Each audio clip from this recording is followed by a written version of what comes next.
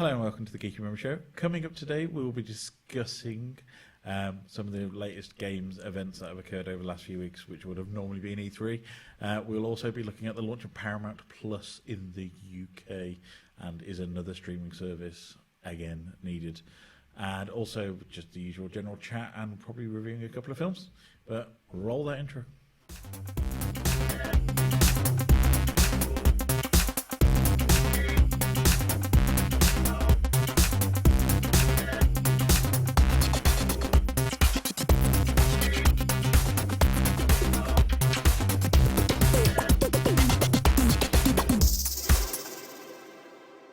Hello and welcome to the Geeky Rummy podcast. Joining me today, over the other side, is Miss Leigh Rice. Welcome. Hello. And Miss Keith Bloomfield. Hello again, Ryan. Matt and Shanice are otherwise engaged this evening, but see, OG3 here. It's been a while since it's just been the three of us. How are we all? Leigh, what have you been up to since we last spoke to you? What have I been up to? You went to a Games Expo. I did go to a Games Expo. It was a lot of fun. You can find the video of some of the stuff that we got up to on a YouTube channel, because I finally put the video together of everything, all the interviews that we did, as well as some just general footage of the convention. Went around just playing some games and looking at a lot of stuff. And I can. So it's a shame that Shanice isn't here, because I'm sure we could ask her just how much she spent on board games. Well, did she come out like one of those terrible jokes of just board games? Pretty much. My purchases were just some new dice and a D&D book, so it was it was a little bit more restrained. I mean, if you've not watched the video, please go and watch it now on our YouTube channel. We'll wait. And now you're back. You were like two excited little puppies from the start of the video. Yeah. I think Shanice was just in heaven. I mean, I was there last in 2019, and it was a really good time, and it was just nice being with other people this time rather than going on my own. But for Shanice, this was the first time she'd gone, so it was just it was truly the excited puppy who's seeing all this stuff for the first time. And yeah, there was plenty of times during the convention where we'd be well, we're going to try and film something over here, and I'd have to drag her away from. That reminds me of somebody else at conventions that have to drag away for filming purposes. But yeah, it's been so long since I went to a convention. I actually went to a work-based convention, which was nice. Back in a convention, slightly different atmosphere. Yeah. So, anything else exciting you've been up to? So I have recently been playing that new Turtles game, Shredder's Revenge, which is on Game Pass, and it is so much fun. It is easily one of my favourite games this year so far. It's just proper old school brawler, very much in line with the older games, but you can also tell that some staff working on this also worked on the Scott Pilgrim game and on Streets of Rage 4. Yeah. Because there's a lot of elements of those two games that have snuck their way in, and it's great because those two games are great as well. Does it do non-local multiplayer? Yes. Yes. I haven't downloaded it yet. So this is why I'm tempted to renew my Game Pass just for Shredder's Revenge. Because I looked at it, and I think it only came out this week, and I was like, the Geeky Rummies need to get together to play Shredder's Revenge. I've been thinking we need to get on this as a co-op situation.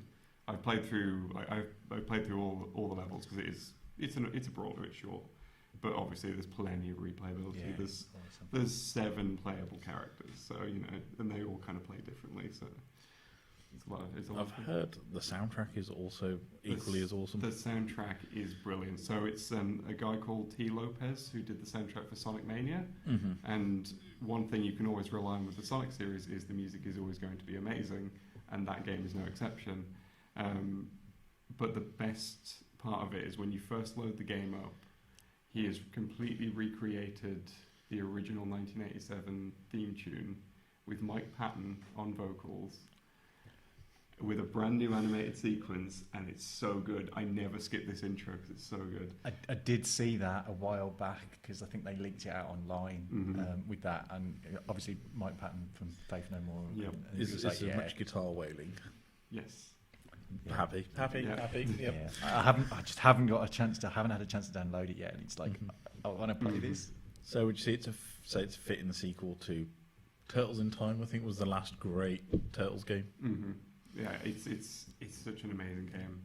Like I said, like it's one of those things where it's very faithful to the cartoon it's based on and the older games, but also it's got like a lot of the newer elements from more recent brawlers like the Scott Pilgrim game and Streets of Rage 4. So little things like just the combo meter where you can just juggle enemies forever. Like in Streets of Rage 4 you could do that and it was great fun, and you can do that in this, and it's like I swear the artist who did the little character portraits for everyone also worked on the Scott Pilgrim game, because they look the same as that kind of art style, and it's really good. So definite Geeky Room recommends. Yes, definitely. Awesome. Any other exciting geeky activities? What else? Cinema trips? I have been. Sonic 3 hasn't been out yet, No.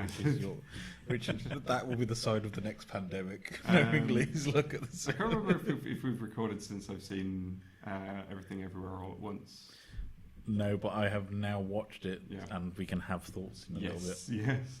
I also went and saw Men, the Rory Kinnear movie. Yeah. I still don't know what I watched. All I ever think when I hear the title of that is the 2.5 theme tune, 2.5 Men theme tune in my head. But yeah, like it's one of those films where like I sat through the whole thing, was just like, I don't know if I liked that or not. It was an experience. It was an experience. I don't know if I'd recommend it, but I'd definitely say, like, if you're curious, definitely see what you think. I think that's how I described the Annette movie was. Mm. I watched it. It was an experience. Would I watch it again? Probably not. I think it's one of those films where there's like layers of meaning hidden underneath all the weird stuff, but it's like so you have to either obsessively watch it Yeah. multiple times or just watch it once and put it into a little box and But, move. I mean, I certainly wasn't going to be doing that because it was the last showing at my cinema, so you know, and I went to see. So Awesome, thank you, Keith. How about yourself? What have you been up to? Most recently, catching up with Obi Wan Kenobi. So how's he doing these days? he's okay. He's a bit of a Looking hermit. rough, to be yeah, honest. he looks a bit rough. The years have not been kind living on yeah. a desert planet. When he's not advertising lemons or something else. I think Expedia. Yeah, he seems to be doing an advertisement everywhere now. I can just hear Ewan McGregor's voice. He's got a all the very time. young wife that he has to pay for. Yes, we won't say And a anything. We won't say anything about Ramona Flowers. So I'm enjoying that. I'm only 4 episodes in, so I'm a couple of So there's the episodes last episode behind. dropped today, the day of as we're recording. Yeah. And there was so you're one behind. Yeah, it's kind of cool. I kind of like it, revisiting the kind of prequels, because I never really had a big problem with the prequels. You know, they were a bit CGI heavy, but they were pretty solid things. So that was I'm enjoying that. That's okay. Spoilers warning. Did you enjoy the meetup? It was cool. I don't think it's the last, because it was all over too quickly. So I'm assuming there's more. But I mean, I've watched Rebels and Clone Wars, so there's a lot of that stuff kind of past this. I think Rebels takes place after this has happened. Yes, it does. So Rebels so there's takes kind of place just before Rogue One. Yeah, so there's a Towards kind the of end. other stuff that I kind of know if that's all still canon or whatever it is. I Yeah. watched the first episode of Ms. Marvel, which was stonking. Mhm. The opening Absolutely sequence was fall in brilliant. love. Absolutely like- fall in love with that show. Yeah, this is great. It's like, this is really cool. Even the titles are just amazing in that film. Yeah, it was great. I mean, they used is it the Weekend track Yeah. at the beginning, and you went, oh yeah, this is going to be pretty something special. So that was really cool. I enjoyed that. So I'll be 2 episodes behind, because the next one airs this week, the end of this week. And then at the cinema, I went to see Top Gun Maverick. I went to see Top Gun Maverick. And How it long was, did Tom Cruise run for? Was it the statutory 30 seconds or was it longer? he ran for a bit. He didn't run for very long, because he's obviously got like a Mach 5 aeroplane, so it's a bit quicker than running. Maybe he was powering it by Was his he was he legs. running Powered by with his the legs, aeroplane? yeah. Was he doing his little It's slightly Pedalo. But that was ace. Actually, speaking of Top Gun, I will mention that when I went to see Men, I was very aware that Top Gun was out, because there were like multiple ads before it. Not even during the trailers. This was during the ads. It kept going, "Hey, Top Gun's out," and I was like, "Yes, I'm aware." Like I looked past it to see this film. I think I regaled you of my cinema experience at Doctor Strange, where we had a TopGun trailer, a 10-minute Top Gun preview, and then another Top Gun Yeah, trailer. that's pretty and much that was what our it was. trailers. But I mean, as a summer blockbuster movie, it did exactly what a summer blockbuster movie does. You go in, disengage your brain, get stunning visuals, and come out and go, "Oh yeah, that was cool," and then carry on with think life it's been as normal. Better rated than the first one. Yeah, they kind of, there's they cut a lot of the fat away. It kind of does some interesting stuff and reflects There's back. no beach volleyball scene on There is touch football, I think. There's some sport on Yeah. a beach with everybody's tops off, so guaranteed. that happened. But I mean, it was the I imagine Val exciting. Kilmer wasn't participating in that one. He didn't participate in that particular bit, no. But it was kind of cool to see Val Kilmer kind of reprise his role as Iceman, which was kind of nice. It came out that his voice can't actually speak anymore. It's a very sad story to hear. Yeah, But his voice was completely AI generated. yeah, and it's Basically, quite they fed convincing. every single movie and line he's Yeah. ever been in an interview, Yeah. and then AI generated his voice off the back of Yeah. that. It was quite nice to have him actually speak, because when he appeared I was thinking how are they going to do this, and then they have this kind of voice come up over the top, which is I guess a little bit like they do in the James Earl Jones stuff in Kenobi as well. That's not the full voice, and same with Luke Skywalker in another show that if you haven't seen it is I think James another Earl thing. Jones' hurtling aura has gone past 90 now, so yeah. he's pretty much like, I don't want to record lines anymore. And as for Luke Skywalker, I think he refuses to do. Mark Hamill refuses to do any voice work that isn't the Joker. yeah. Yeah. Which is pretty good. So yeah, Top Gun was fab. I really enjoyed that. I saw also Jurassic World Dominion Why? because I like dinosaurs. I'm Was there actually any I may look like Obi Wan Kenobi on the outside, but I'm more like Luke Skywalker on the inside. Was there actually any dinosaurs in the film? There were dinosaurs. It was a missed opportunity because I thought this is going to be great. Saw the trailers and there was plenty of kind of like dinosaur action where it was dinosaurs chasing each other and in cities, and they kind of just went with the usual. At the beginning and at the end, we tell you there's dinosaurs everywhere and they're causing mayhem, but we're just going to focus on this one tiny little spot that is of no consequence really. And it was like, I wanted to see dinosaurs eating like just random people all the time in the streets. It's the same thing I had with the Lost World when the T-Rex goes loose in San Diego, and I was like, this is brilliant. This is what I want. Cut away. Yeah. And then they don't deliver. So I think it's I my fell own asleep fault. during the Lost World, by the way. When I Yeah. went to see it as a kid, I fell asleep during I it. can imagine during the first half, but when the T-Rex is loose in San Diego and it's in cars and I biting may have woken people, up during that bit. that was great. So I think Yeah. my problem is because I'm such a big B-movie monster fan, I just want to see monsters on the rampage. And I'm going to have a rant now because it's Jurassic Park, and I always have to have a rant around Jurassic Park. The plot was done in the first film. Bring back dinosaurs, put them in a theme park, bad idea, everybody dies. That is the entire plot of all 6 Jurassic Park films. I will hat tip Jurassic World because they leave it a reasonable amount of time, 20 years, to say, other rich idiot comes back and goes, well, that didn't work the last time, but I'm smart and I'm rich and I'm like Elon Musk and I can control this. And I can get a sponsorship from Mercedes-Benz. Yep. And Starbucks and Yep. Pandora and Yep. Jimmy Buffett's Margaritaville. But again, panic happens, terror, the dinosaurs get out, everybody dies. 2 films out of 6 in the franchise now. 33% success rate. The other 4 films, pointless, not needed, cash grabs. That said, Jurassic World Evolution is a good game. Because it takes that principle of like running a theme park full of dinosaurs and makes you the rich idiot doing it. Yeah, fair enough. And if you want to just release all the dinosaurs to eat all the people, then you're free to do that. I'm absolutely fine for them to go and do spin-offs like video games, comics, even possibly a TV series. But it's not needed. Mm-hmm. And it is complete Hollywood producerism syndrome of this film made big money, so we're going to kill it to death by keep releasing ones. And I'm sure Steven Spielberg sits on a big fat throne of money and goes every time a new Jurassic Park thing comes out. But I'm just hoping it's done. They're leaving it, and in another 20 years we'll get another 3 movies which everybody will care about the first one, and then nobody will care about the next 3. Yeah, there's not really anywhere for it to go after this film. I mean, it's nice to see the original 3 back, but it doesn't do anything. What other thing? Unique. Yeah, I was going to say what other thing was quite clear when they brought the original 3 back is the considerable age gap between Alan Grant and Laura Dern's character. The considerable age gap in Jurassic Park 1 is now even more considerably noticeable in the latest film. Yeah, it's just nope.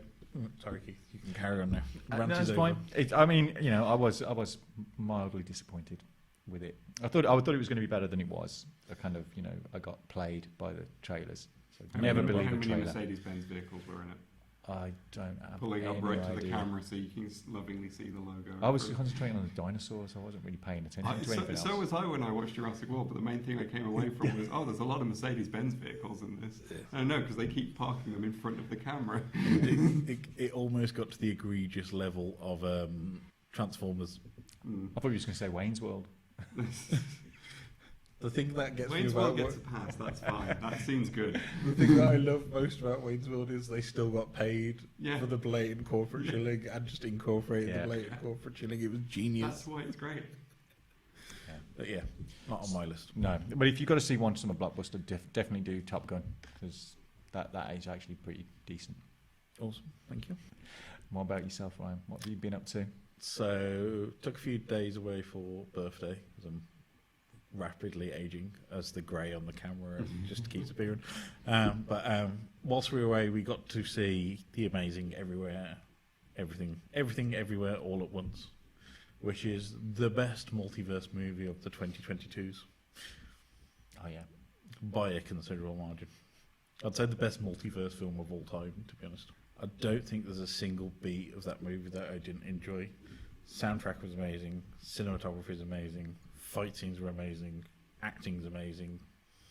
I don't think there's much I can dislike about that film. Yeah, there was a lot more martial arts in it than I was genuinely expecting, and I thought, the lead actress, it does make sense, but Yeah. I was genuinely like, this is more than I was expecting. I'm here for this. I'm also very much here for the return of Short Round to our screens after so many years in the wilderness. I mean, he was pretty much 80s movies royalty. Indiana Jones and The Goonies. I mean, what two other films could you want to be in from the 80s? There's not really many others around. And having him back on the screen, and I enjoyed every single moment of his acting as well. He played it so well. The switching, the spoilers, the Universe 1 version of him versus the other universe, there's a completely different character acting in it. It's but really- and often in the same scene. Yeah. With no special effects or whatever. It was literally just pure acting of going from one character to another, which was great. Yeah, same for Michelle Yeoh. Her swapping around was amazing. Yeah. Jamie Lee Curtis, absolutely amazing in it. I think she was probably the best thing about that film. Yeah. Who did she play? She was the tax lady. Wow, okay, I genuinely did not recognise her. And that's the best part Yeah. about it. She is fantastic in that movie. See, now you're saying it, I'm like, now you say it, I can right see there, it. Yeah. It makes sense, but like at the time I was just like, I don't know who this is. But she was absolutely amazing. Yeah, she was great. I'm even more impressed now. The hot dog fingers, Yeah. cutaways, just every single thing of that. It's so hard to explain it as a thing unless you just go and watch it and get I think involved and wrap yourself in it. I went to see it on the day I went to see it. I had a D&D game that evening, and was trying to explain it to my group who hadn't heard of it. And I was just like, I don't know how to explain this to people. I don't know. I'm trying my best to explain this to you. Just like, I'm not sure what this is. You need to go see it. It's a multiverse thing with Michelle Yeoh and the bagel with everything Yeah. on it, which is a black hole. yeah. It did contain my favourite scene in a film in the last 20 years as well. Is And it the spoilers for everybody? Is it the fanny pack scene or the rock scene? It's the rocks. Mhm. I was like, Mhm. this is. When it happened, I was like, this is the greatest cinema Yeah. moment of the last 20 years. I love the Yes. rock scene. It was just brilliant because it just came out of nowhere, and you just went, this is where Marvel aren't going when it comes to multiverse stuff. Yeah. It was like, this is just genius. To be engaged and fall in love with two rocks. Yeah, it was brilliant. And then the googly eyes, Mhm. and it was like, oh yeah, this is amazing. Yeah, it was because fantastic. I think the fanny pack scene is one of the greatest cinematography fights of the most recent years as well. It really took me back to kind of like those Police Story, those early Yeah, Jackie yeah. Chan films where Like that was the scene where you could tell, like, so obviously I read that Jackie Chan was originally attached to this, but then for whatever reason he couldn't do it, and I was like, that was the bit where I was like, yes, I can see where he was involved in this. yeah, Yeah. But every single bit of the placing, like him stretching out Yeah. the thing, every single bit of that, I just like, yes, this is what I want to see on the screen. This is fun, inventive, creative cinema, which is gone. That kind of mid-ground cinema has just disappeared. So it's either indie stuff, which is usually dreary because they're all Oscar bait, or Marvel, and everybody chasing on to Marvel, and that's it. Whereas this has that kind of, somebody's got an insane idea, gone to a company like A24, and A24's gone, yes, I'll give you money for that. It's not surprising that it's kind of taken off mostly through word of mouth, because everyone who's gone to see it has been like, this is amazing. They've gone to every single one of their friends about, you need to see this movie. But the whole thing, it's like one of those great. It felt again like a great 80s movie, because the whole thing has been brilliant. The poster campaign was brilliant. The trailer was amazing. It's pretty much a caper movie. Yeah. It is just a caper movie, and it's very basic underlying plot.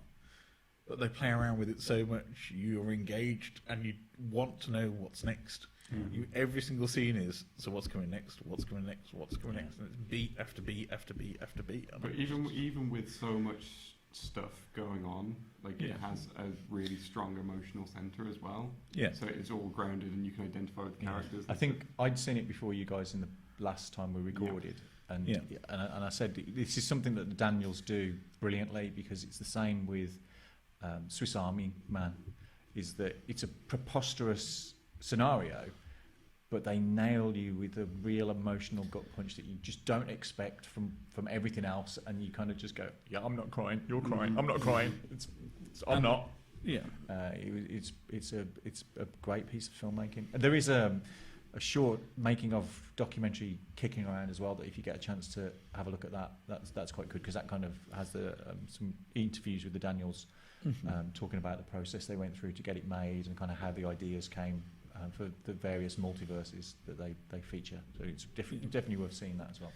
Yeah, and not to speak out of turn on my wife's behalf, but because she's second generation immigrant family, she really connected that story. A lot of that expectations you have on, like, you are pretty much told you need to have a professional career, and that whole generational aspect of the grandfather coming over and not being able to understand the traditions and how the modern world works, and the parents trying to keep that separation of, he's in his world, you're in your world, and they will never cross over, and we're just like the generational gap bridging. That was so well done. And I think it kind of, the last film that kind of had that kind of connection, which was a big movie, which was Shang-Chi. But it's great to see those kind of stories come out a little bit more as well, and that kind of cinema has been missing for a long while, especially in Hollywood, about having that kind of second generation immigrant story. And Ms. Marvel, which I'll come on to next, absolutely fantastic story, an absolutely fantastic character. And Leigh, though you are not a Marvel fan, I really do recommend you go and watch this one, because it's the least Marvel-y Marvel out the films. I mean, I won't, but okay. I think it's just worth watching to understand that whole character development, have somebody thrust into that kind of role with no kind of grasp, yet still have that traditional values behind it. And I've seen the second episode, so the story kind of progresses quite a lot further on in that second episode. But to me, it's the best thing that's come out of Marvel for the last 4 or 5 years.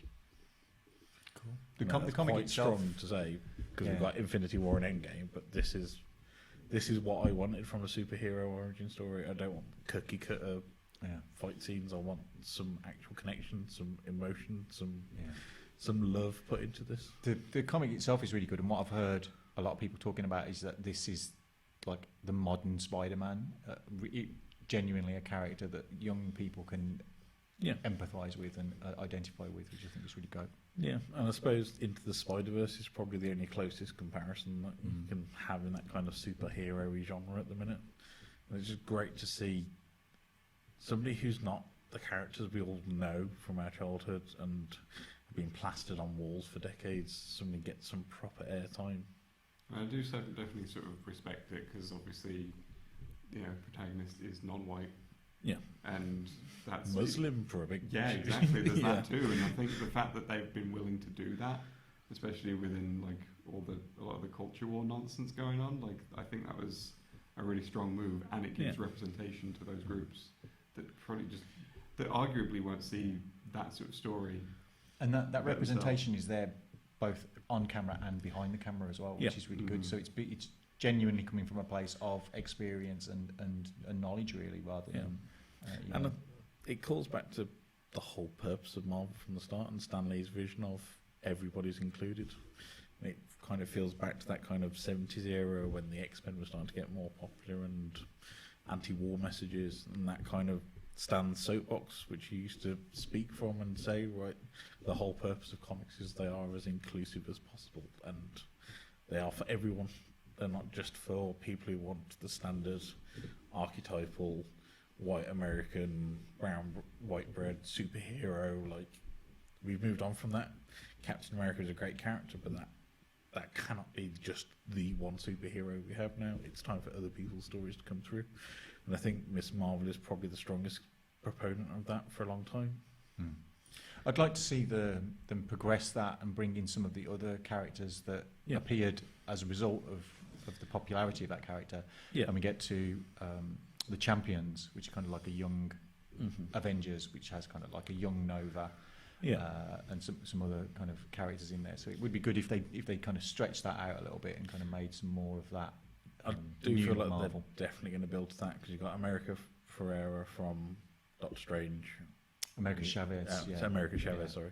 America Chavez, and you've got Ms. Marvel now. So you've got two of the probably the strongest characters they could put into a young Avengers squad. And then I'm assuming the boys from WandaVision are going to come through a multiversal portal at some point and then join the squad, and then you can start having that build-up. There's plenty of places for them to go with it, and I hope they do embrace this new direction they're going. Yeah, but yes, I mean, strongest recommendation from me. I couldn't recommend Ms. Marvel anymore. What I would say, Leigh, is please just go and try it for us and see what you come back with. Just go and try it. If you're not blown away by the first episode, you're not going to enjoy it. Yeah. Watch it, or we'll make you watch all of the episodes of Halo. We'll strap you to a chair where you watch Master Chief get naughty.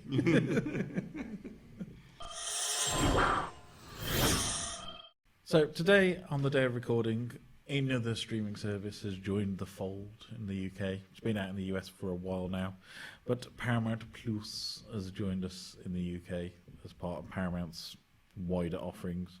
They already own, I think it's Pluto TV and Channel 5 over here in the UK, and Comedy Central, but now this is going to be their new streaming platform alongside everything else. So it's launched in the UK. It's included with, if you have Sky Cinema, or you can purchase it for $6.99 per month or £70 a year, and I think there's a 7-day free trial to entice some people on. So why? What's going on there?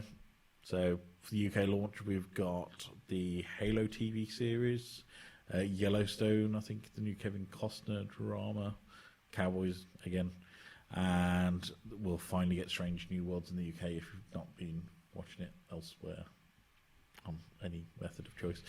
Or yes, and I think Discovery is also on there if you've not been catching it on its Pluto TV random weirdness slot. So A, is it needed? Obviously not. B, are we going to bother trying it?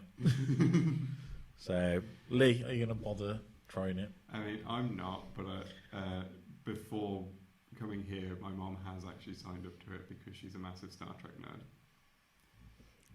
So everything's being held hostage on that service now. Yeah. So therefore, she has to get it. Yeah, I think TNG is still on Netflix. No, only DS9. Oh, DS9 still on Netflix, but that goes this week. So yeah, so they are taking hostage of all Star Trek materials.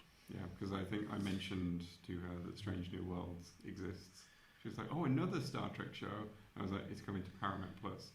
So now she's got Paramount Plus. Right before we recorded, she bought that. Yeah. Through Amazon. So. Yeah, I think there's 7 threats. So there's a 7-day free trial, but you can't watch all the Strange New Worlds in 7 days because they're not releasing it all in one batch. So, but if you wanted to get through Discovery, you could probably just binge watch that and then move on. But other than that, though, I'm not like, my thing with Paramount Plus is, apart from Star Trek, I legitimately don't know what they own. And I'm like, what's the draw for like anyone who isn't into Star Trek? I mean, it was a pretty big movie studio Yeah. up until kind of the 90s. So it did release quite a few movies. I think the first Indiana Jones. It was, because I remember was released the with opening Paramount. sequence, like they kind With the of mountain. with the mountain. But of course, that's not owned by Paramount. No. That would be on Disney. So Mission Impossible, I know, is on there. 800 hours of originals plus content from MTV, Nickelodeon, and more is how they're billing it. Oh, is Nickelodeon under there? Yes, and it's only full HD, so there's no 4K streaming. Which is weird because in America they kind of really pushed it with the director's cut of Star Trek: The Motion Picture in the 4K restoration, which kind of seems a bit pointless if you're not actually going to be able to watch it in 4K. Well, if it's got the Nickelodeon stuff, maybe we might actually get the original Turtles cartoon in the UK. Because that's like under Nickelodeon these We're days. not allowed ninjas. What are you on about? Heroes? Oh no, I actually looked up all that stuff like the other day just out of curiosity after playing the game, and was like, I need to know what all that was about. And the guy who specifically had issues with the word ninja and with nunchucks is long dead. So we don't have that issue anymore. Even his own colleagues at the time were telling him, why are you so obsessed with nunchucks and not like the swords or the guns in some of these? See, what's happened is he's watched Jim Carter, and it was such a terrible film, it put him off ninjas for the rest of his life. No, actually, it was Enter the Dragon. Was it? It was There's really no ninjas in that film. But Bruce Lee hits some guys with nunchucks, and that's apparently enough for him to just have a 20-year vendetta against nunchucks. Even though that movie's great. Did he? I don't think he did. He use nunchucks in Enter the Dragon? There's a little bit. It's like one scene. I was going to say he used them more in the other film with Chuck Norris, which I can't remember because that scene was entirely cut out in the UK. It was too violent for somebody to hit people with sticks. It's 'cause shoot them, it's fine. Yeah. Hit people with sticks. Oh, bad. Yeah. There are quite a few newer Turtles cartoons as well, which I haven't seen. I don't care about those. I want to rewatch the '87 one. Right. It's because I've been playing the game, and now I'm just like, obsessed with it. I haven't seen this cartoon since I was a child. I should probably rewatch it, and like it's nowhere. Keith, are you going to buy it? I'm undecided at the moment. Much like Leigh's mom, it's the Star Trek element that is weighing heavy on me at the moment, because I would like to watch Strange New Worlds legitimately, and the fact that they're going to now kind of like keep everything Star Trek hostage on that channel. I know I want to watch the new series of Lower Decks. There's going to be the second season of Prodigy, which was pretty good for a cartoon Not series. the band, just in case you're confused. It's not Keith Flint in space, although we would have all loved to have seen that. Yeah, which has the return of Janeway, and so I imagine that as licenses expire elsewhere, we're going to lose the Picards and everything else onto it. So that's the biggest thing for me, is the Star Trek stuff. But is it enough to justify a $6.99 a month purchase? I may buy it for a month just to watch Stranger Things in one go. Once all the episodes. Strange New Worlds. Strange New Worlds is on Netflix. They're all strange and weird, and so I might wait until it's all out and then kind of pick it up. Do for a your month. 7-day free trial and just like glue yourself to the do TV. it. Yeah, do it all in one go. Because there's already rumours that Strange New Worlds probably isn't going to get renewed as well. Really? Because it's too expensive.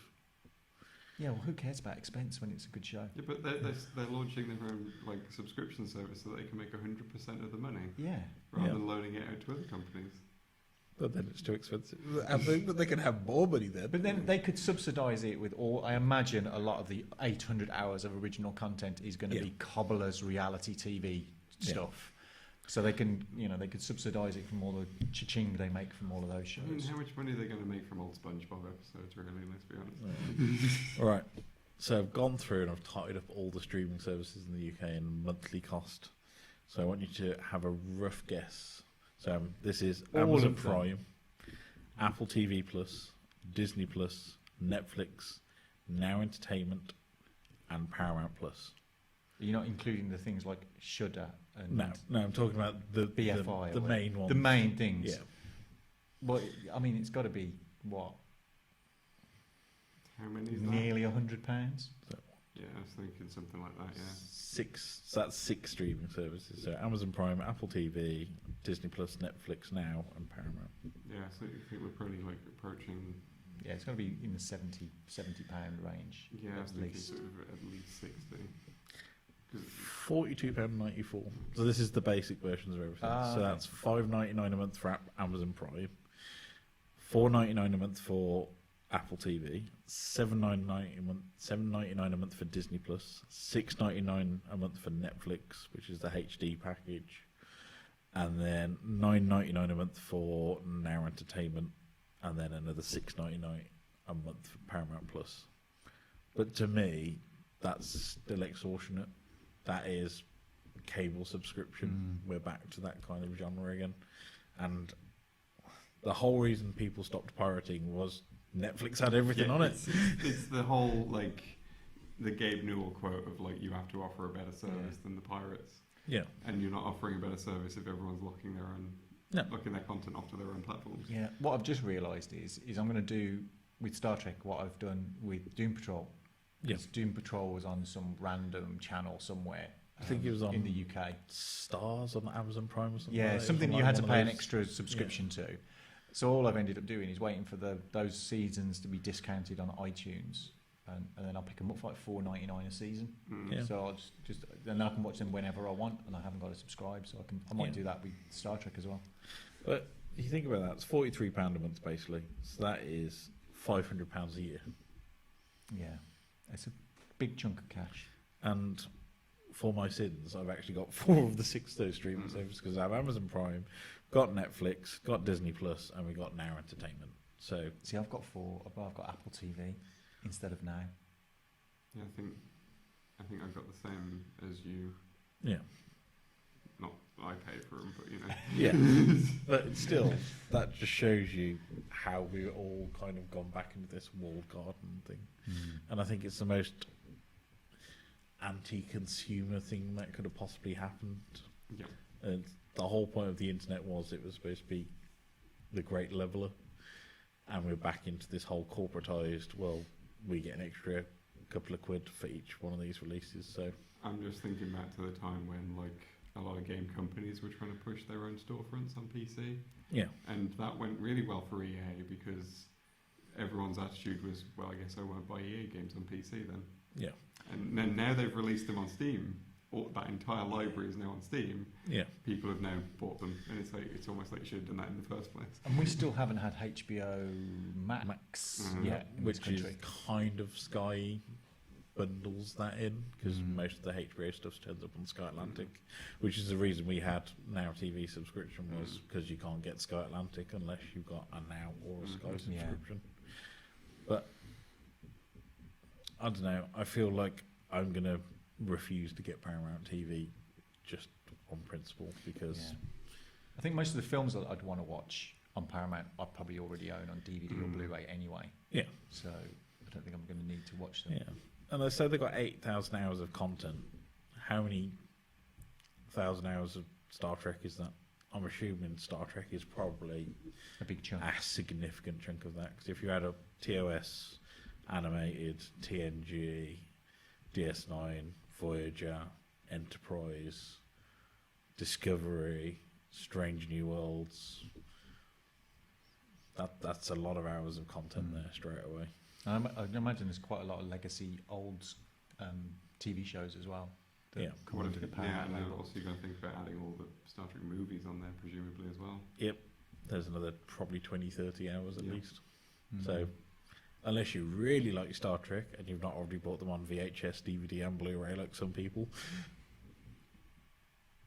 is it worth it? Do you really care about the Halo series that much? I don't think anyone does. I don't think even Halo fans care about the Halo Oh, series. Halo fans hate the Halo series. That's the general reception I've seen. Is Yeah. just I imagine it'll be another case of like you'll know somebody who's subscribed and you just go, I just want to watch the Star Trek. Can you just give me your Yeah. login details? Maybe. Which I But think is going to be. yeah, and I think that's why Netflix are really trying to crack down on that at the minute is they were one of the proponents of share your account with up to 4 people and it's fine, everybody's happy with that. Yeah. And now they're like, well, no, because we're not making enough money because everybody's ran away with their content and all the exclusive deals have gone. So now we're stuck with Netflix original programming. Please watch Stranger Things. We know you like it.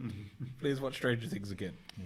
I think what they're relying on is that whole mentality of binge watching, being the first to see stuff. That like I've got to watch the big new show right now. So like I've got to watch all the Halos, I've got to watch all the Strange New Worlds, I've got to watch all the whatever show, whatever channel it is. So you've kind of got it all, which isn't healthy, I don't think, for TV. Yeah.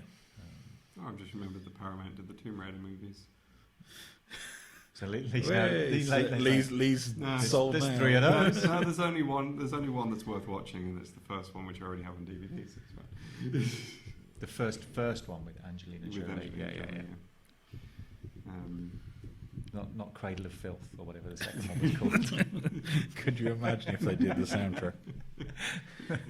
I mean, it was the early 2000s. It's not out of the realm of possibilities. I mean, the game that released in the same year had a guy who looked like he could have been in Cradle of Filth. Oh, wait, it has a classic U2 song on the soundtrack too. So according to redshirtsalwaysdie.com, calculate this in 22nd of January 2021. If you add up every single Star Trek series and movies combined, this is out of 2021, that was 651 hours. Didn't they say 800 hours or something? So they must be pushing that now if you add on Discovery, another season of Discovery and Strange New Worlds and Lower Prodigy Decks. and Lower Decks. Yeah. But that's 10% almost 10% of your content is almost Star 10% Trek. of your content is just Star Trek. Which again, if you're a Trekkie, go and enjoy it. But if you want 10% of your, and they know that's what people are going to subscribe to view. Yeah. I'm not convinced. It's a no for me. No, I mean, again, like it's that sort of struggle to know what they've actually, what else aside from Star. Whereas like something like Disney Plus, it's like you know the Star Wars stuff is coming, you know the Marvel stuff's coming, but also they've got all the old animated movies. You've got all of Marvel for the last 20 years. You've got like your old like classic like your DuckTales and your Darkwing Duck type things. You've got all that going on there. You've got all the, if you want to watch really terrible kid shows, you've got the Disney Channel originals. Yeah. You've got the National Geographic documentaries. You know you've got all this stuff. You've got just know that. Star now, which is all the old Fox content. Yeah, and then all the Fox content's on there as well. So you're like, oh yeah, there is actually a lot of stuff here. Yeah. And then even if you think about it, they've just this week released the 3, all of the original Spider-Man Sony films on there. They seem to be missing Spider-Man 3. I didn't see that one. Maybe. So I've seen Spider-Man 2, Amazing Spider-Man 2. I haven't seen Amazing Spider-Man 3. Well, not missing out on Spider-Man 3, are we? So. Well, yeah, but I haven't got time to watch all the shows that are on all the other subscription channels I've got to at the moment, so I can't really justify adding another one in. And that's the other thing is they're far too late to the game. If they'd probably done this 5-6 years ago, then they probably would have captured the market. But everybody's going to look at it like not another subscription coming out, not another package to have to buy. Yeah, I wonder how well it'll do in the UK. I just don't think the brand recognition is as big in the UK as it is in America. And I think they'd have to convince people to drop one of the other packages to pick that one up, and I think that's the problem. Yeah. I mean, I have been considering just dropping Netflix recently because the nice content is slowly drying up quite quickly. But see, that's where like my whole thing of like Tomb Raider, that's where the series for that is coming out. Netflix have got that one, so. Which again is strange because you think Paramount would, I suppose, if they had the films. Yeah. And I've got Sandman and Umbrella Academy. But again, they're great at Cobra Kai. But they're great at drip feeding content to you because it's like, oh, this is gone, but here's another series of Cobra Kai. And there is another Castlevania coming as well. So, you know. Yeah. So basically, they've got all the video game adaptations, which I'm probably going to end up watching. Yeah. So. Basically, the thing with Netflix Still need is to watch Cuphead. they're having enough content coming out regularly enough that it really makes you consider not unsubscribing. Mm-hmm. Yeah. And Disney just like, here's the latest Marvel movie, here we go, lots of money. Yeah. So Doctor Strange has dropped today, surprisingly, on the date of the Paramount Plus release. Wonder why that's occurred so soon. Yeah. So if you have not watched Doctor Strange yet, it is now on Disney Plus, and go and watch it there. Yeah, I'm hoping they've got some extras on that, Yeah. because I do want to kind of have a deep dive into the various realms. But go and watch the Chip and Dale movie if you've not watched it. Chip and Dale, not Yes. Chip and Dale's movie. That's another movie altogether. Yes. Yeah, that's kind of cool. I quite enjoyed that. Yeah, looks really fun. Leigh, there has been a multitude of game streams over the last couple of weeks. So we've had the Xbox and Bethesda one, Konami, not Konami, Capcom. Well, I can actually kind of give you kind of a bit of a rundown roughly. Cool. So it actually started with the PlayStation State of Play, which was like a week before everything else. Then it was Summer Games Fest, which is Jeff Keighley's way too long and poorly paced Advertisement E3 fest. replacement. And then there were things like the Future Game Show, the Wholesome Direct, the IGN Expo. There's more. PC Gaming Show was another one. The Capcom Showcase happened, which, unlike last year, wasn't terrible because it was mostly like stuff that people could actually get excited about and was new announcements rather than just, hey, by the way, Monster Hunter's got a new game coming out. Devolver Digital? Devolver Digital did their marketing countdown to marketing, which is always basically just like, we're the Adult Swim infomercial of E3 presentations. There's lore in the Devolver Digital thing, and it's just bizarre. I love those ones. Those are the best ones. And of course the Xbox Bethesda showcase, which I think was like largely around the last one. There's also just been bits of other news floating around. It's basically E3, but E3 itself hasn't actually happened, but it felt like it was going on anyway. Shall we start from the top then? PlayStation State of Play. So PlayStation State of Play, I think the big news in that one was the Resident Evil 4 remake, and there was more news on Final Fantasy XVI. Those were kind of the big announcements in that showcase. And I think Final Fantasy VII Part 2. That came out afterwards. That's I think earlier this week, maybe. I think that might have come out. So yeah, that was like a separate thing because it was to do with. Didn't get that trailer finished in time. Then. Yeah, it was to do with they did like a separate Final Fantasy VII anniversary show sort of thing. So they sort of snuck that out. In terms of the Final Fantasy stuff, I'm very interested to see what happens with the next part of the remake, because the first part, to not spoil too much, has made it very clear that this is not going to be a straight remake. They absolutely refuse to make it a straight remake. It is basically a 3-part. What if we Kingdom Hearts'd up Final Fantasy VII? And I'm sure most people listening can figure out what that means. Yeah, it's going to be interesting to see where that goes. I still need to play the Yuffie chapter that they released, because that was PS5 exclusive, and now that I actually have a PS5, I can actually play it.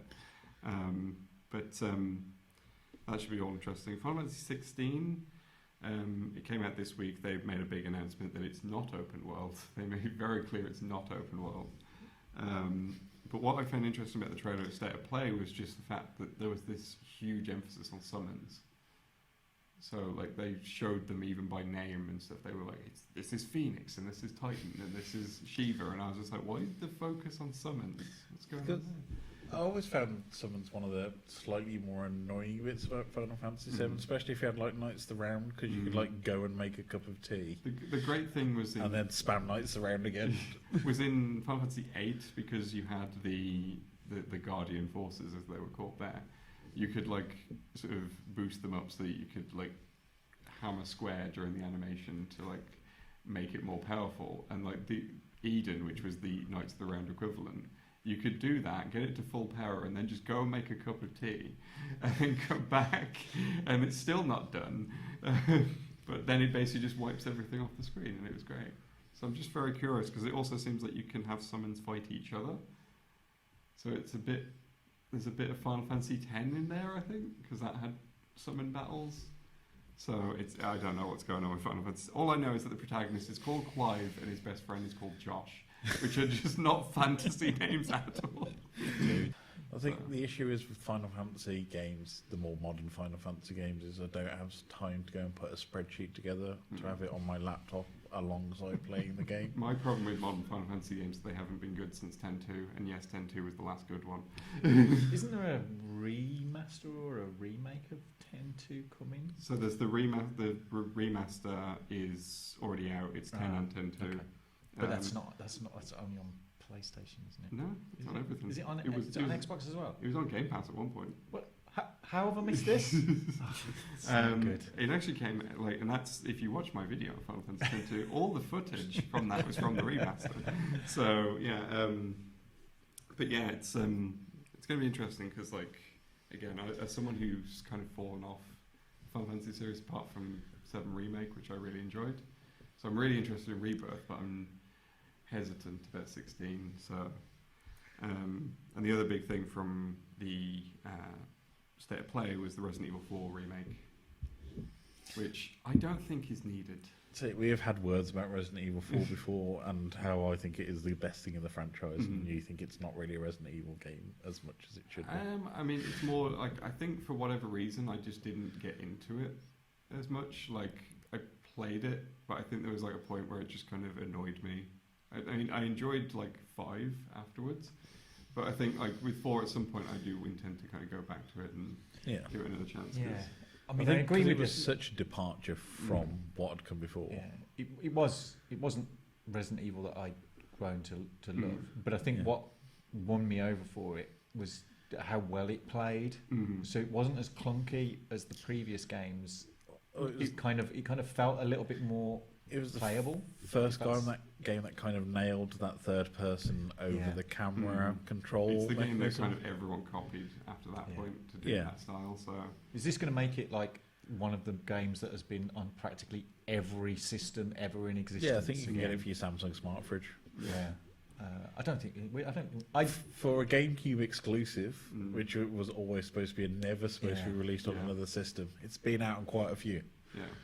I mean, I kind of think I'd rather something new than just a straight up remake again. But they've been banging out the hits recently on the Resident Evil franchise. You've had 7 and Village, which have both gone down extremely well. Yeah, I mean, in terms of the 4 remake though, I just think that the reason they remade 2 and 3 is because just janky control they're janky. system. They're and they've really. And the 2 remake is very good. It's amazing, and I think they actually the thing about Resident Evil 2 remake is they kind of took that over the shoulder thing that Resident Evil 4 did and put it into the gameplay of 2. Yeah. And it blends it really well, and it's the best of both worlds. Yeah. And they kind of did that with 3, but 3's got some issues here and there. Nothing major, it's still a good game, but it's just one of those a lot of people complain about how the clock tower has been completely removed from 3, and but my issue was that I never liked 3 as much as 2 in the first place. But I'm that's why it's faithful, because I don't like the 3 remake as much as 2 remake either. So, but 4 I think just holds up. I think a remaster for modern systems is fine. I think they should have done a Code Veronica remake. Yes, It's the same kind of.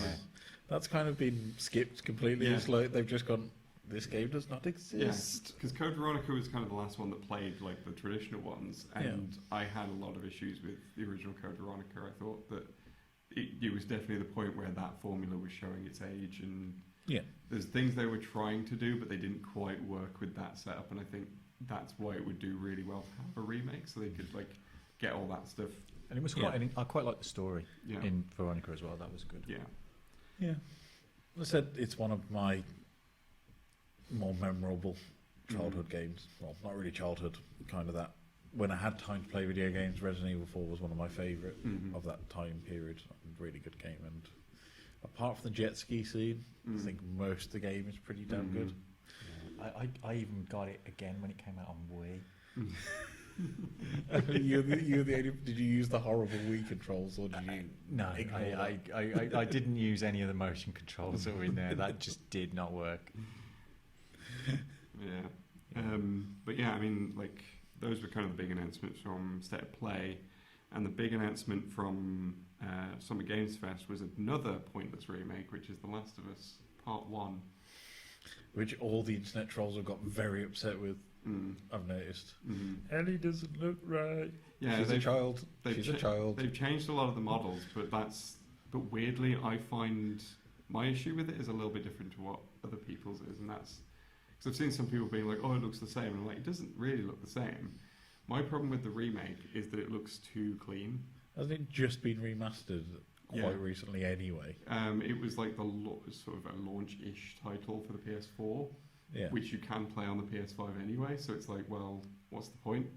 Yeah. Like, it's not going to look that much different. And if I'm honest, from what I've seen of this remake, my problem with is they've really like made these beautiful models, but they're just too clean when you put them next to the original. The original, which was kind of looked a lot grittier, looked a lot more grimy, a bit, and like weirdly that kind of late PS3 look to it kind of enhanced that kind of post-apocalyptic feel to it. Do you think it might have something to do with the fact that the TV show is coming?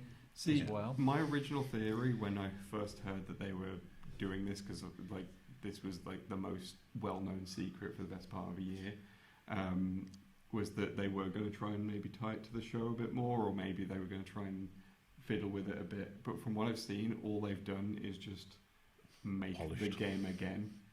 So, granted, it's a massively pointless remake. Do you think this is more to appease those fans who were upset, shall we say, about Last of Us 2? I mean, the problem I have with that is that like you've already got the remaster. Yeah. It's the thing. I'm just like, if you like, I can understand people being upset about the second part because it's a very divisive game with a lot of very divisive things going on in it. Yeah. But it's, if you want to play the first one, it's on the same system. Yeah. Like, go and play the first one. And I kind of, if you're calling it a remake rather than a remaster, I'm expecting it to be different. Because remaster would be, we've just taken the original game and made it nicer and more in line with the graphics capabilities. But if you're saying it's a remake, that kind of makes me think there's going to be intrinsically different things in the story. That was praised about the first game more than anything else was the story and the journey of Ellie and Joel as characters. So if you're changing that, doesn't that take away the intrinsic value of what made the first game good? But what was made clear from the Summer Games Fest announcement is they're not changing any of that. So it's a remaster. It's a remaster plus. It's a remaster where they've actually sat down and literally remade every asset again. Yeah. So it's not a remake, it's a remaster of a remaster. It's a remake, but like the most. But it's like the most tedious type of remake where like this could have been a remaster. Yeah. But like, you know, it's bizarre because I just don't understand why. I think, if I'm honest, I think it's just Neil Druckmann's disappeared up his own arse. Last of Us 2 kind of suggested that, and like his sort of. Didn't he have a writing partner on the first one who was like, "Yeah, I'm done now"? Well, I actually found out something recently, which is that like some of the really terrible ideas in The Last of Us 2 were ideas that he had for the first game, and was struck out. Like his co-writer was just like, no, that's terrible, drop it. And because that guy's left Naughty Dog, Neil Druckmann was given free rein. I can do what I like now. Yeah, and I think like you could kind of, there's a weird kind of.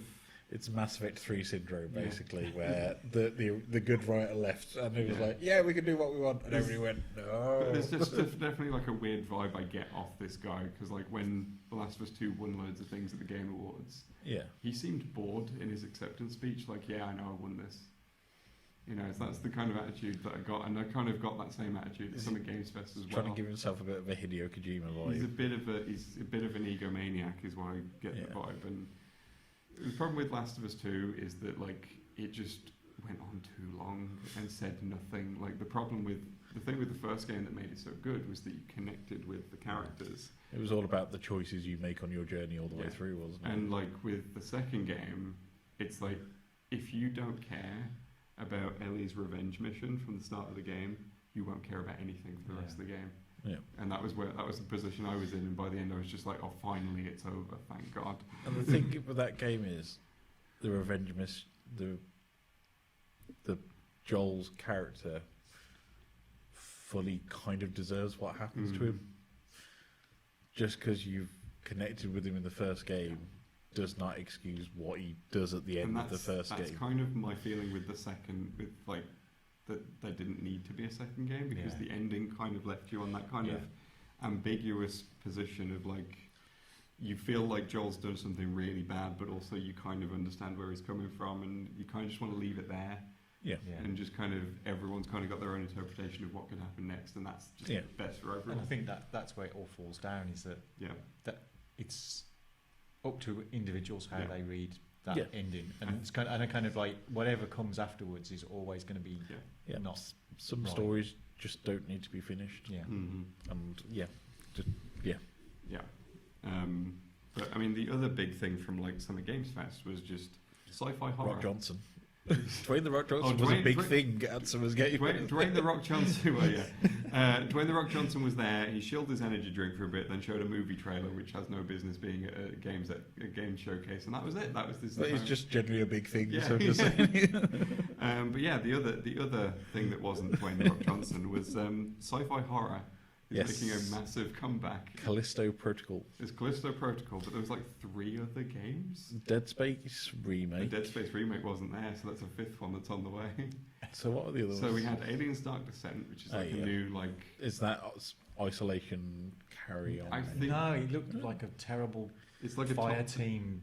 It's like, they showed a tiny bit of gameplay at the very end of the trailer, which it's very blink and you miss it, but it's like it's top down. I'm not sure if it's an RTS or if it's like a twin stick shooter, but it's not necessarily isolation or Ridley Scott's bony fingers touch this game. Yeah.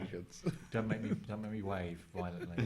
And then there was also a game called Fort Solis, which the main thing I know about that is Troy Baker is in it, because that was what they focused on, and I'm just like, what's the actual game? I'm not sending an NFT at the minute. Everybody likes me still. It was one of 2 appearances by Troy Baker, and they let him speak, which is why the show went on for so long. Because he never knows when to shut up. But anyway, but also there was Routine, I think it was, that one looked a lot like Alien Isolation, but with robots instead of aliens. So it's Five Nights at Freddy's in space. No, except you have agency in this one. But yeah, as you said, the Callisto Protocol was kind of the big one, which is... So that's, from what I can gather, that's the entire Dead Space team who went, we're going to make our own Dead Space game. Yeah, because obviously Visceral Games got closed down by EA, as EA do, and then a lot of that team kind of went off, formed their own development team, and they basically gone, right, we're going to make a new Dead Space. With Blackjack. Yeah. But we're just going to file all the IP off so that you don't think... But then you look at the trailer and it's just Dead Space, and I'm just like, I'm here for this. And it's out in December, and I'm really excited for that. Is it going up against the Dead Space remake? Dead Space remake is out early next year, I think. So I think it's coming in just before. Yeah. Which I think actually works out really well for both. Because you can go and play the new one while waiting for the Dead Space remake, and then as soon as you're finished, you can jump into the Dead Space remake. I'm assuming there might have been some juggling around the back scenes to make sure that everybody's happy on that one. But I mean, I saw all this gameplay. Like, the more they show of it, the more I'm just like, this is just Dead Space. But like, they've taken... So I've heard they've taken some of the concept art from the first Dead Space and, like, as you said, filed the serial numbers off and went, oh, look at this. You monster. There's a bit like, I think as soon as the gameplay thing goes in, like there's like sort of glass panels next to the main character, and as he's walking past them, I'm just like, this looks like the spaceship from Dead Space 1, and then I think he uses like a weird stasis / kinesis thing in 1 on a monster at one point, and then like after he takes them out, he just stomps on them a few times. I'm just like, oh good, there's a stomp, okay, cool. And then I'm just like, oh, so this is Dead Space. I'm happy with this. This is what Dead Space 3 should have been. Yeah. So I'm looking forward to this one. It's just bizarre that there's so much sci-fi horror coming out. I think one theory I've seen is that when Dead Space came out, it inspired so many people, and now those people are leading teams. And they're all like, I want to make new Dead Space. Or we've got through to that cycle of these developers are now like in charge of things. It's like, I want to do what I wanted to do when I got told I was not allowed to do this on Dead Space. And I'm totally down for that. So awesome. Then there was like the Xbox Bethesda showcase. I think the big thing there was Starfield.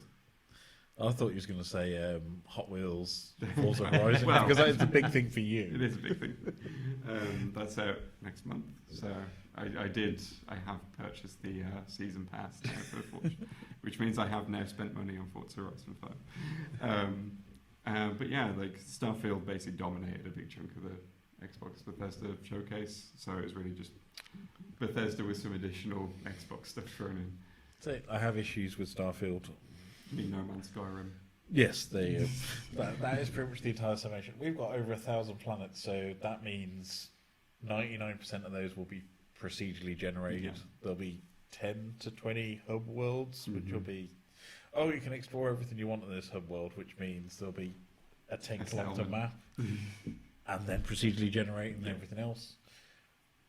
And No Man's Sky, though it was panned, and it was deservedly panned on its launch, has now turned into something quite beautiful and really worth spending some time playing. I don't feel that attraction to Starfield because it's kind of, we've already got this. Yeah. It's quite a decent story if you want to spend the hours going into it. And the thing that turned me off about Skyrim was after you'd done all the main quest lines, the 20 randomized missions that were all exactly the same, either a fetch quest or a go and kill person quest, or go and speak to this person, to speak to this person, to speak to this person, to speak to this person. That kind of, it was the same with Fallout 4 and Preston Garvey. Oh, this village is in trouble, you need to go and help them. And it's like, yeah, I'm not got time for that. And I think Starfield seems to be, that's probably going to be the majority of the game. Yeah. The other thing that worried me about Starfield was the rumours of people starting to go, it ain't going to run very well on it. Oh god, no! The footage they showed was choppy. Although one thing I did like about that footage is that like there's a bit where the guy's like clearly jumping a gap with his jetpack, and there's a really awkward edit where I'm like, oh, you clearly fell in that hole. Which I suppose gives away that it's real gameplay, but it's still fun. But yeah, it already looks janky, and I'm assuming that was Series X or probably a grunty PC. I would imagine that Xbox would be pushing Series X footage first and foremost. So I'm not impressed. I was also not really impressed by the entire game show, to be honest. Yeah, I mean the problem with Xbox's show, I feel, is that Microsoft are currently very studio rich but very game poor.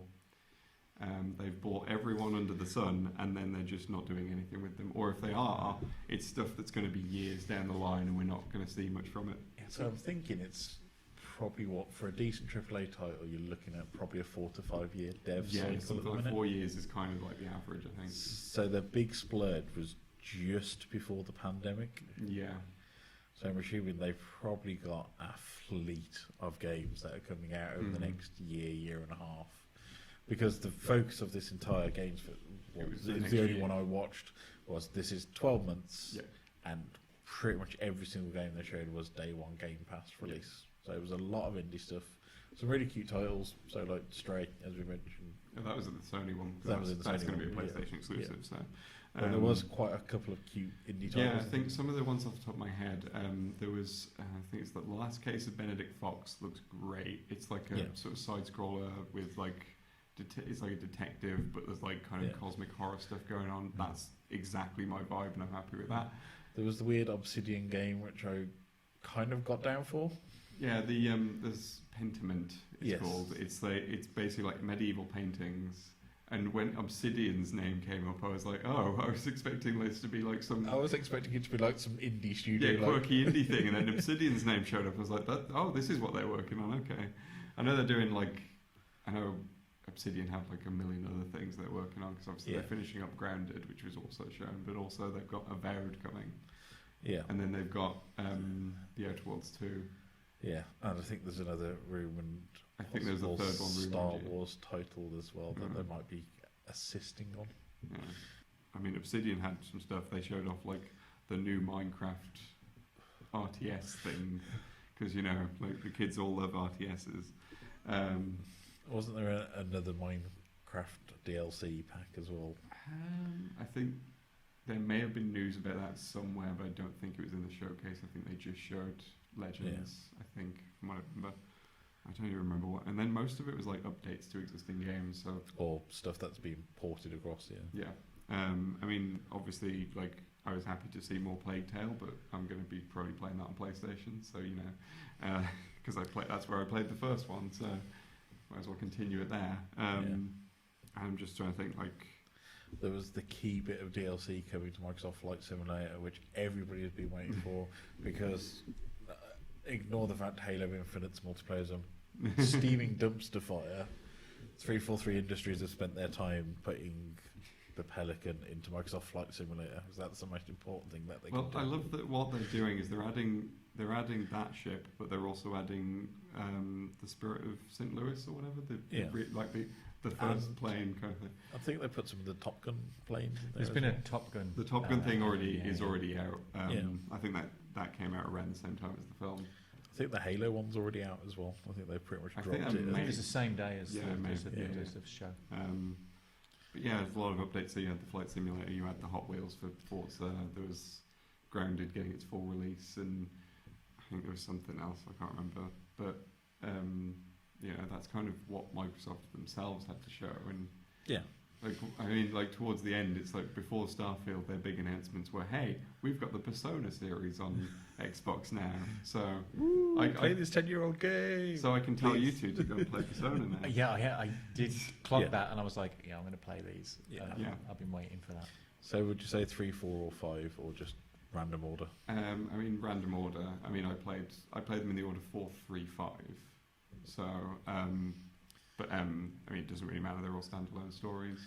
I'm still surprised that they ignore 1 and 2 completely. Yeah, it's just an Atlas thing. They just seem to forget that, like when Joker got put into Smash Brothers, like the music selection starts with it goes backwards. So it's got a bunch of stuff from 5, a couple of things from 4, a couple of things from 3, and then it just stops. And you're just like, there's 2 more games, Atlas. Everyone forgets they exist, and I think whereas 3, 4, and 5 have had releases and spin-offs and all this going on, 1 and 2 are kind of old PS1 games that have kind of been forgotten. I think they got PSP remakes at some point, and that's about it, and that's the most love that they've gotten since. But maybe we'll get some remastered versions in the next coming season. And then there was Hideo Kojima showed up and said, hi, I'm doing a game with Xbox, and then the next day Kojima Productions had to say, we are still working with PlayStation, calm down, fanboys. I loved his thing because he basically came in and said, I'm working on Xbox. And then that was it. I just felt like he had a cape ready lined up. So I've done my work here. It's but you've done nothing. But it was the announcement the next day that made that news. Just the fact that Kojima Productions had to issue a statement saying, no, we are still doing stuff with PlayStation as well. Calm down. I don't understand this whole fandom of Xbox versus PlayStation anymore. It's so stupid. We've got past that. Mm-hmm. It's the same debate we had with Nintendo and Sega back when I was a child. It doesn't matter. No. You'll have a PlayStation. Your friend will have an Xbox. Go and be nice and share. Yeah, as someone who has subscriptions to the 3 console platforms in some form, I don't care. It's I've got PlayStation Plus, I've got Nintendo Switch Online, I've got Xbox Game Pass. I'm completely neutral in this fight. Yeah. Do we want to touch the other dumpster fire that is Diablo 3? Because Diablo Immortal, there was an article during release which was somebody worked out it would cost £100,000 or dollars or currency of your choice. I do find it interesting that to match your character. What we're going to do is we're going to show off Diablo 4 gameplay at the exact point when everyone's really angry about Diablo Immortal. Yeah. Because that's really going to win people over. Because I think they had to, Blizzard issued a statement afterwards to say, no, the microtransactions won't be so bad, kind of thing, or there won't be any microtransactions. And then people were saying, you said this about Immortal, so we don't believe you. Everybody's got phones, don't they? Got that. It was the parade of, here is a white developer, here is another race developer, here is a female developer. Yeah. Look at our multicultural team. I did find it funny how many female voices were in the Diablo 4 presentation. It's just it screamed of, look, here are women who work for us. We promise we're not sexually harassing them. And I'm just okay, sure. Yeah, it was like a United Colours of Medicine at that point. It's you can probably feel some poor intern just got grabbed out of a chair and sat in front of a camera and say how good this game is, say how good this game is. And it's interesting as well because anything Activision emerging right after the current union battles going on there and the lawsuits. It's just like, maybe just stay quiet. Yeah. For the time If being. you've got nothing to release, be quiet and go away. But, Even Ubisoft's learned that. yeah. Ubisoft Not had a have gone- Far Cry announcement for 3 months. They're probably sat there going, I mean, Ubisoft have just gone silent. Like, I think Ubisoft have actually lost so much money and so many staff that, like, they just have nothing right now. They haven't got anybody who can speak. they'll be going back to doing 8-bit games again. Yeah. I mean, if they decide, all right, do you know what? Let's take it all back to Rayman. Then I think people will be happy with that. So there was a big rumour when the Bethesda deal happened that Ubisoft were courting buyers at the same time, and I it was think going to be that's been floating around either a bit or. I recently as think, well, yeah. I think Microsoft were kind of in an either or battle of do we buy Bethesda and buy their janky broken games, which everybody still seems to love, or Buy do we Skyrim again, please. or do we buy Ubisoft with the games that everybody kind of has got bored with because it's the same game platform they've been playing since Far Cry 3 and they've completely run out of ideas. Plus the whole sexual allegations. Yeah. So it's Well, kind by of, the other which is company that's worse? getting a ton of sexual harassment allegations. Yeah. Surprised they haven't been swept up by that other company, which you can never remember the name of. Embracer. Embracer, yeah. Yeah. They'll be Embracer in They'll be embraced by Embracer. come to the fold, come to our giant gelatinous glob. But yeah, it's an interesting like selection though this year because like you can definitely tell the COVID delays are really starting to show right now because it felt a bit lacking. It felt like there's stuff that's missing that's not quite ready yet. Yeah. Which is it's a shame, and it's there's not a lot that can be done about that, but it's just interesting. I wonder if that's kind of why E3 maybe got cancelled. Yeah.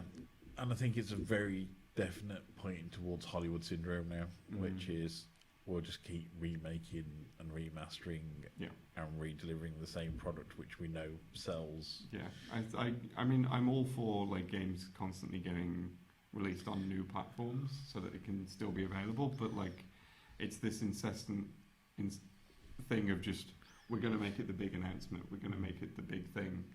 It's like, but it's an old game. Yeah, it's weird because outside of Nintendo, I don't really play AAA titles for any of the big. Because basically Nintendo's AAA titles are always good quality. You know, it's a Mario or it's a Zelda. But with the Xbox now, I do a lot. It's more indie games than anything else. To be fair, I bought Switch Sports, which kind of would class as a first-party title for Nintendo, and it's lacking in my opinion. It's nowhere near what Wii Sports was when that was released. There's been some complaints about the new Mario Strikers as well. I've seen, so that just came out. Yeah. Although then I did buy House of the Dead. Overkill. Re-switched. Yeah, the Switch version. But I mean, this is the thing though. That's just like what I'm talking about, of like keeping older games available on newer systems. I think that's perfectly fine. But Nintendo are one of the worst people for that because they shut down the Virtual Console service for. Was it Wii and Wii U's dead? Wii U and 3DS, I think you can no longer use a credit card on, but you can still get stuff if you've got like if you buy cards points, from like but like that next year it's closing completely for both of those systems. So it's just Switch at that point.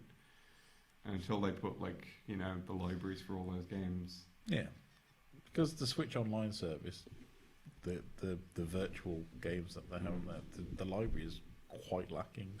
Pokemon Snap's coming. Original Pokemon Snap's coming. So there's a whole reason to subscribe to their thing.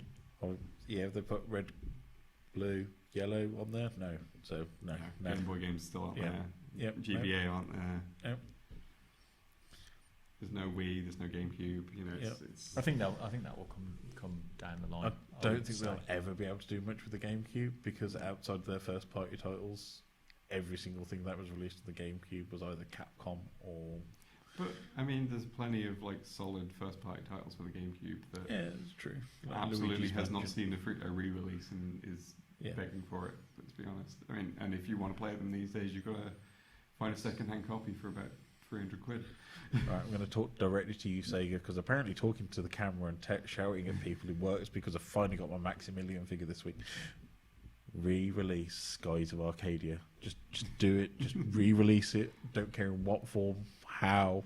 please, it is the best RPG game you ever made and needs to be out now. It's okay, Sega. I've still got my American import version. Shut up.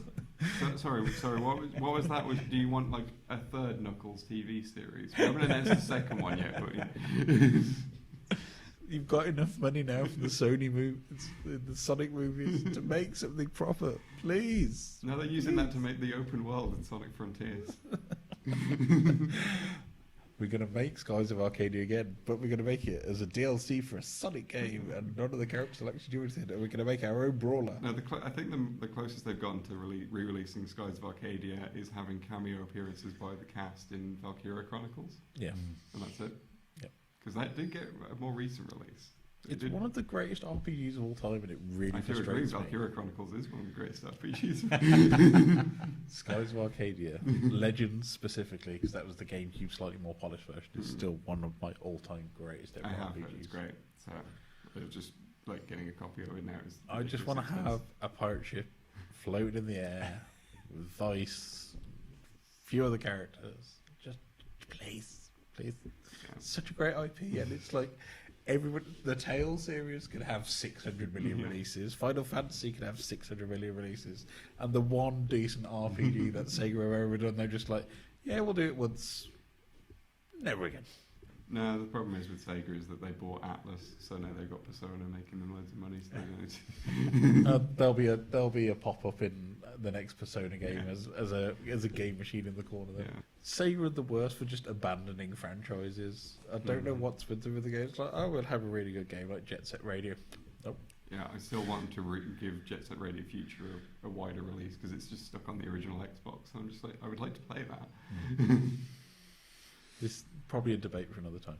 Anyway, highlights. Anything that particularly took your fancy on this summer games? So I've sort of already touched on a couple of things. I mean, Stray was like the big thing that I'm really excited for, which because you get to play as a cat in a sci-fi world full of robots, and I don't know what that's about, but that's got me intrigued. And the fact that you can play as a cat who's just a cat, it's not an anthropomorphic cat, it's just a cat.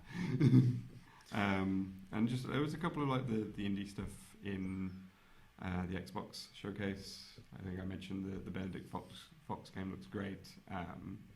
Callisto Protocol looks great. I think what else? There's definitely a few others that were there, but I'm struggling to. There was like I can't remember its name, but it was something Shadow Legacy where you're like a ninja that can like disappear into the shadows and stuff. And I'm like, Origami had that concept, but it ended up being not very good.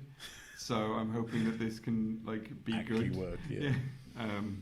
But yeah, it was some interesting stuff. But it was mostly from the smaller devs, I feel, and I think there's a lot of that at the moment because I think smaller teams have been able to weather the pandemic a little bit better because most of them probably are working like just from their bedrooms in different states in America, and it's worked out for them. But the big companies have struggled a bit. Keith, how about yourself? Again, mostly just the indie stuff more than anything. That's what I'm finding myself gravitating towards when I play a game at the moment. I haven't got time to put into the big kind of like multi-hour. Except Persona, you should do that. Well, I will play. I definitely will play the Persona games when they come as well. So yeah. For me, Resident Evil 4. I know Leigh's going to go no bad, but Resident Evil 4 was, as I said, one of the highlights of my youth, and I do love that game. And I think it's persisted as well, mainly because it's been released through a single platform. But I think there is a genuine love out there from the community, and they've kind of proved themselves with the previous Resident Evil remake, so I'm hoping they keep up to the same standard. I mean, Capcom in general are just doing really good stuff. Like everything they've been putting out the last couple of years has just been brilliant. Which is a really big reversal from about 10 years ago when they were just hunting out. Like everyone's just like, wow, Capcom actually listened and learned. And now everything's better again. Yes. I think Resident Evil Giraffe is still the turning point. Yeah. I think that is pretty much the, we did bad now. Yeah. Let's make something decent. Yeah, they saw PT and went, okay, let's do that for Resident Evil. It turned to 7, and then everyone loved it. Like, okay, let's keep doing this now. Big vampire lady. Yeah, that's getting the thirsty people on the internet involved. Yeah, I think once they realised Lady Dimitrescu had got the attention that she did, they were just like, okay, we're on to a winner now. Those thirsty gamers. Woo! But yeah, said kind of a feeble year, and surprisingly, none of us have mentioned Starfield, considering that was supposed to be the big game. I mean, I'm not interested in Bethesda RPGs generally, so it's never really going to grab my attention anyway. But I think I'll eventually get round to playing it for the inevitable Game of the Year or Ultimate Edition, where they've actually fixed the damn bugs, because it's going to be a janky mess, and we all know it's going to be a janky mess because it's still built on the goddamn Creation Engine. Move to Unreal 5 like every single other person, please, Bethesda. how long have they been using that engine? Since Fallout 3, I think. Okay, I think it might even be before Fallout 3, but it's just so so I was wondering, hopefully it janky. hasn't been since like Morrowind or something. If there's not a planet where you get knocked out and woken up in a cart, That would be the ultimate troll move, just the Skyrim planet, and it's just the entirety of Skyrim's map. Oh, if they don't do that, that sounds like a work of genius. You should work for a games developer league, definitely. We'll just do one planet. It's just Skyrim. This game's inside the game. That would just be the ultimate troll move. Yeah, it'd be brilliant. Like, look, secretly we released it again, and you didn't expect it. oh, you're awake. You crash land, and that's what happened. That's the perfect way to start. That's brilliant. I love it. Yeah. But yeah, so Games Festival, fingers crossed for 2023. Thank you for joining us on the Geeky Brummie show this time round. Keith, where can we find your delightful presence online? For visual stuff, you can find me on Instagram at hardlookhotel, and then you can find me on Twitter at hardlook_hotel, which at the moment is basically just the results of the various hurdles and wordles I do every day. Framed, Move a door, Post-hurdle. post-hurdle. I've now found Hurdle 80s, which is just 80s songs, which is much easier for me. And then the Wordle, which I'm still doing for some strange reason. And then on a Wednesday, it's just basically retweeting everything I've already put on the Geeky Brummie Twitter for the comics that are coming out that particular Wednesday. and where can you find the poll list on a Wednesday? The poll list is on the Geeky Brummie website, and you can find that every Wednesday. Goes out usually at about 10 o'clock in the morning, so you've got time to peruse it before you pop down to your local comic shop in your lunch break. And there's no excuse not to pick up a great comic. Awesome. Leigh, how about yourself? Where can we find your delightful presence online? You can find me on YouTube at Bob the Pet Ferret. I forgot my actual YouTube name. It's not like I check my stats every day or anything. You can find me on YouTube at Bob the Pet Ferret. You can find updates on the channel on Twitter at Bob the Pet Ferret, and you can find my personal Twitter at The Cheap Ferret as well. And just like Keith, you can find me on the Geeky Brummie website doing a gaming roundup every Friday around noon-ish. So go check that out. Awesome, thank you. And you can find me at Ryan Parrish on Twitter, and I do remember to log in. It's not very often. But you can find us all at Geeky Brummie on Twitter, Instagram, Facebook, YouTube, where you're watching this, or your podcasting service of choice where you might be hearing this.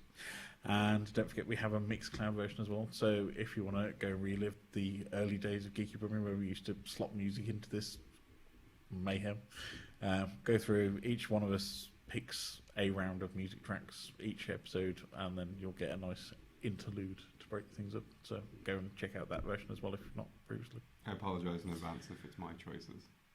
It's just a Jet Set Radio soundtrack, isn't it, Leigh? Just tell us now. I mean, I snuck a Forza track in there last time. It'll be the soundtrack to Shredder's Revenge. That's what it'll be this time. I can Which is go fine, for I'm down with 80s that. cheese bit, death metal. Yeah. I mean, I may have snuck in a track from Control as well, just on the last time, just putting that out there. Yeah. But don't forget to like, subscribe, share, do the usual. Be good fun, and we'll see you again soon. But for now, don't wave. Don't wave. Bye, everybody. Bye. Bye.